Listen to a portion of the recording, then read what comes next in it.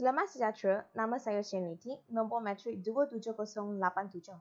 Saya akan membentangkan kajian saya yang bertajuk Kesan Pandemik COVID-19 terhadap perbelanjaan pelajar Pusat Pengajian Ekonomi, Kewangan dan Perbankan di Inasis Malaysia Airline (MAS) dan di luar kampus Universiti Utara Malaysia (UUM).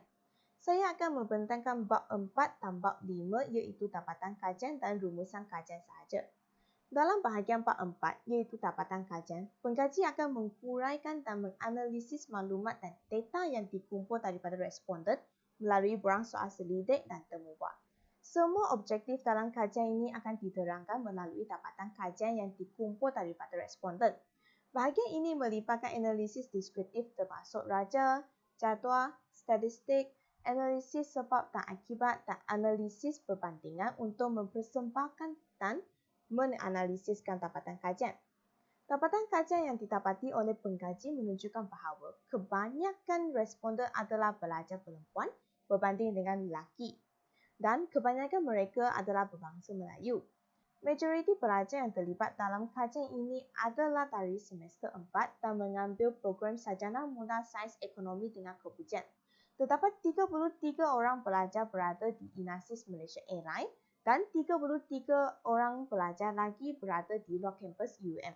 Selain itu, dapatan kajian yang didapati oleh pengkaji menunjukkan bahawa sumber pendapatan utama kepada majoriti responden adalah daripada PTPTN. Hal ini demikian kerana PTPTN terbuka kepada semua pelajar di institusi pendidikan tinggi awam dan swasta. Selain itu, kebanyakan responden mempunyai jumlah perbelanjaan sebulan di antara RM300 dan RM1 Malaysia ke RM400 Malaysia semasa pandemik COVID-19. Situasi ini berlaku kerana permintaan terhadap barangan semakin meningkat semasa pandemik COVID-19 dan mempengaruhi barang harga juga meningkat. Oleh itu, responden terpaksa berbelanja lebih dan berbanding sebelum pandemik COVID-19 tercetus.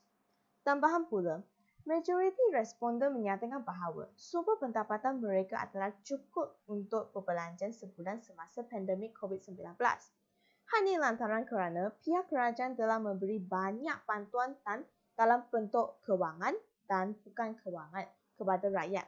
Antara punca yang menyebabkan pelajar tidak mempunyai sumber pendapatan yang cukup untuk berbelanja sebulan semasa pandemik COVID-19 adalah kos sara hidup meningkat. Hal ini kerana harga barang semakin meningkat semasa pandemik COVID-19.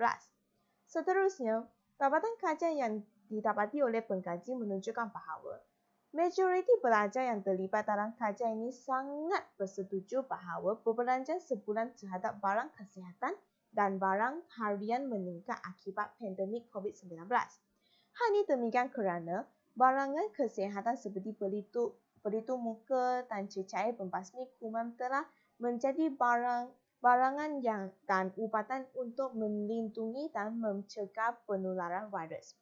Oleh itu, barangan kesihatan telah menjadi barang yang penting kepada semua manusia di dunia ini. Selain itu, barangan harian merupakan komoditi yang penting kepada semua manusia di dunia ini. Oleh itu, permintaan barangan harian seperti tepung dan beras semakin meningkat semasa pandemik COVID-19. Tetapi, penawaran adalah terhad. Hal ini lantaran kerana terdapat banyak industri seperti perkilangan dan pengangkutan terpaksa ditutup semasa Perintah Kawalan Pergerakan PKP yang dilaksanakan oleh pihak kerajaan untuk mengelakkan penyebaran kuman. Tambahan pula, dapatan kajian yang didapati oleh pengkaji menunjukkan bahawa kebanyakan pelajar menerima bantuan daripada pihak kerajaan berbanding dengan badan bukan kerajaan semasa pandemik COVID-19. Situasi ini berlaku kerana kerajaan lebih mementingkan kebajikan rakyat kerana ini adalah tujuan utama mereka. Majoriti pelajar menerima bantuan kewangan daripada pihak kerajaan semasa pandemik COVID-19. Hal ini demikian kerana kebanyakan bantuan kewangan yang disediakan oleh kerajaan adalah layak kepada semua rakyat termasuk pelajar di institusi pendidikan tinggi seperti bermula. Seterusnya, majoriti pelajar menyatakan bahawa bantuan keuangan adalah daripada pihak kerajaan adalah pertama berkesan untuk mengurangkan kos perbelanjaan mereka semasa pandemik COVID-19. Hal ini demikian kerana bantuan keuangan daripada kerajaan layak digunakan oleh semua pelajar dan mereka boleh guna bantuan tersebut di mana-mana sahaja.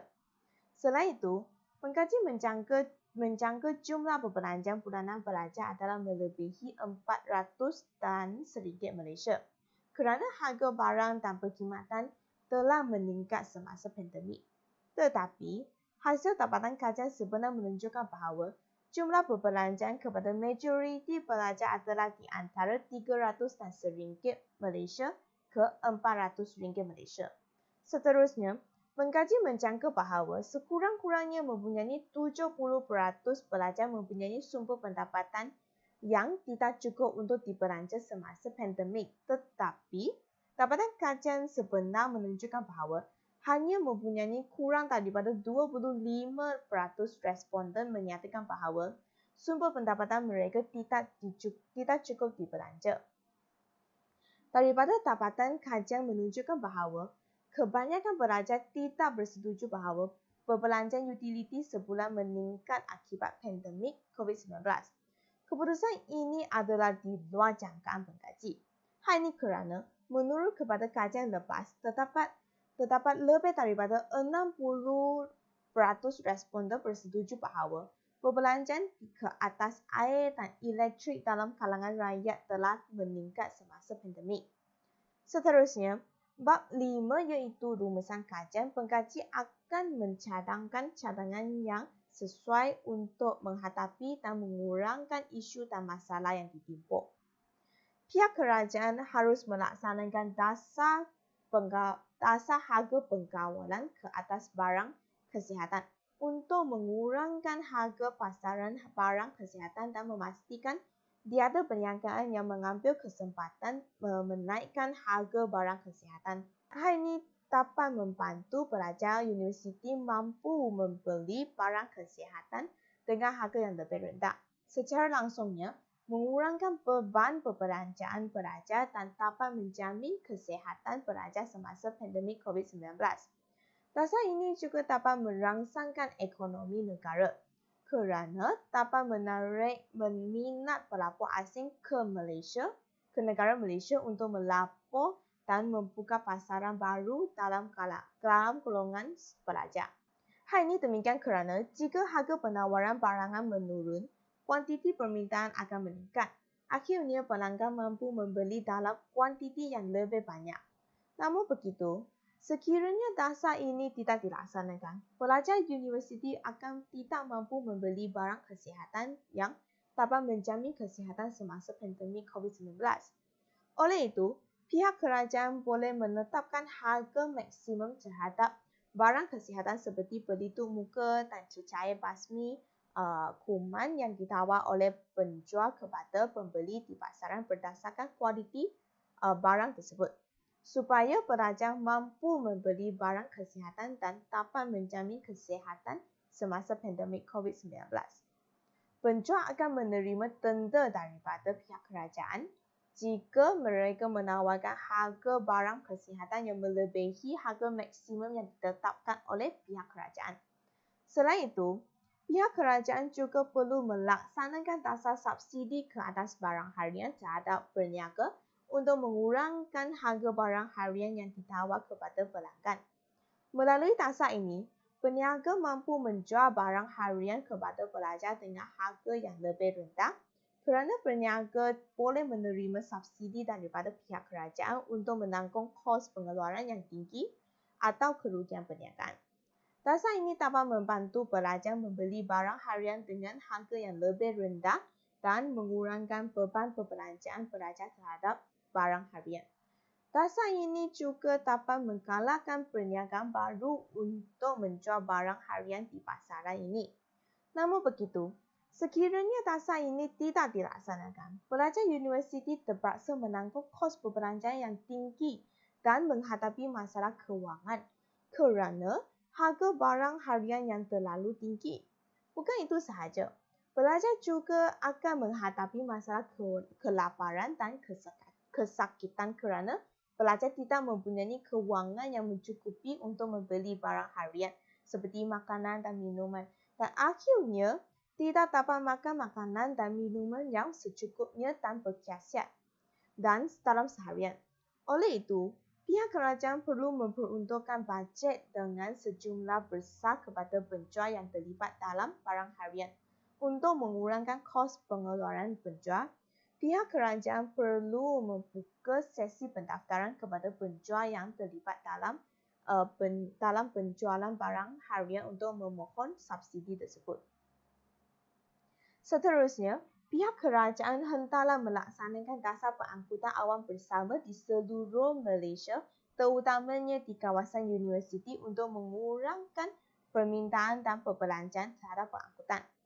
Dasar ini dapat membantu pelajar universiti mengurangkan perbelanjaan terhadap pengangkutan seperti tampang kereta dan minyak kereta, serta menggalakkan pelajar menggunakan pengangkutan awam. Dasar ini juga boleh membantu pelajar yang ingin keluar ke tempat yang menjauhi daripada rumah atau kampus universiti dengan lebih mudah serta perbelanjaan yang lebih rendah. Bukan itu sahaja. Dasar ini juga membawa manfaat kepada alam sekitar, iaitu mengurangkan pencemaran udara dan bumi.